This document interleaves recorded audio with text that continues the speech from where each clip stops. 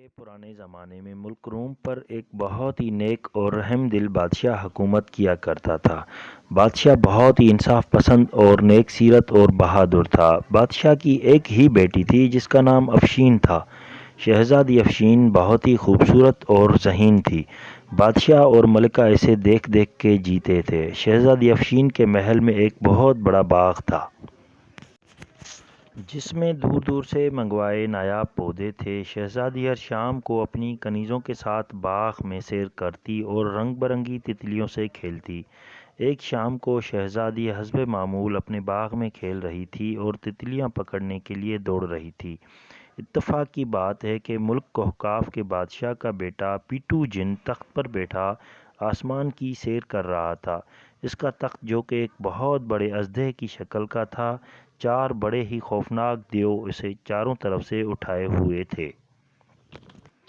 پیٹو جن کا تخت بادلوں کے اوپر اڑ رہا تھا۔ پیٹو جن نے ایک طلسماتی اینک لگا رکھی تھی، جس کی وجہ سے اسے ہر چیز بالکل صاف نظر آ رہی تھی۔ پیٹو جن کی نظر شہزادی افشین پر پڑی تو وہ اس کی خوبصورتی دیکھ کر دنگ رہ گیا۔ اس نے اس ہی وقت اپنے غلام دیووں کو تخت باغ میں اتارنے کا حکم دیا۔ جیسے ہی نیچے اترا تو کنیزیں شور مچاتی ہوئی بھاگ گئیں۔ شہزادی افشین تو غش کھا کر وہیں گر پڑی۔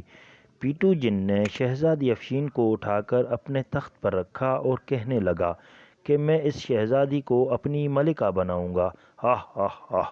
چلو واپس کوہقاف چلو۔ دیو یہ سنتے ہی تخت کو اپنے کندھوں پر اٹھا لیا اور کوہقاف کو چل پڑے۔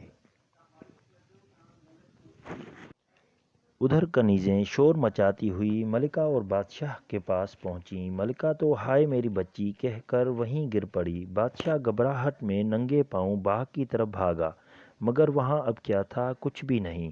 شہزادی افشین کو تو پیٹو جن اٹھا کر لے گیا تھا۔ پوری سلطنت میں کوہرام مچ گیا تھا۔ جس نے سنا آنسو بہانے لگا۔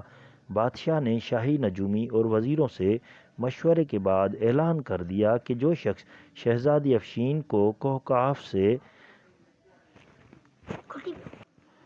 کہ جن کی قید سے آزاد کرا کر لائے گا، وہی تخت و تاج کا مالک ہوگا۔ اس اعلان کو سنتے ہی بہت سے منچلے شہزادے اور نوجوان اپنے گھروں سے نکل پڑے، مگر کسی کو کوہقاف کا راستہ معلوم نہ تھا۔ وہ ادھر ادھر راستہ بھٹک بھٹک کر واپس آ گئے۔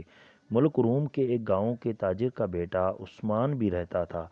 اس نے جب یہ اعلان سنا تو سوچا کیوں نہ قسمت آزمائی جائے، شاید خدا میری مدد کرے اور میں شہزادی کو جن کی قید سے آزاد کرا کر لاؤں۔ یہ سوچ کر اپنا سامان سفر باندھا اور گھوڑے پر سوار ہو کر مشرق کی طرف اور ایک گھنے درخت کے نیچے سستانے لگا۔ ابھی چند منٹ ہی گزرے تھے کہ چوں چوں کی درد بھری آواز نے اسے چونکا دیا۔ اس نے نگاہ اٹھائی تو کیا دیکھتا ہے کہ درخت کی ایک شاخ پر بیٹھی چڑیا کے گرد ایک خطرناک کالا سانپ لپٹا ہوا ہے اور اسے ڈسنا ہی چاہتا ہے۔ عین اسی وقت تاجر عثمان کو اس چڑیا پر رحم آ گیا، مگر مسئلہ یہ تھا کہ چڑیا کو بچایا کس طرح جائے۔ جتنی دیر میں وہ درخت پر چڑھتا، سانپ نے چڑیا کو ڈس لینا تھا۔ سوچتے سوچتے عثمان کے ذہن میں ایک ترکیب آئی۔ اس نے جلدی سے گھوڑے کی زین سے لٹکتی ڈھال اتاری۔ ڈھال شیشے کی طرح چمکدار تھی۔ عثمان نے ڈھال کو زمین پر اس طرح رکھا کہ اس کا رخ سانپ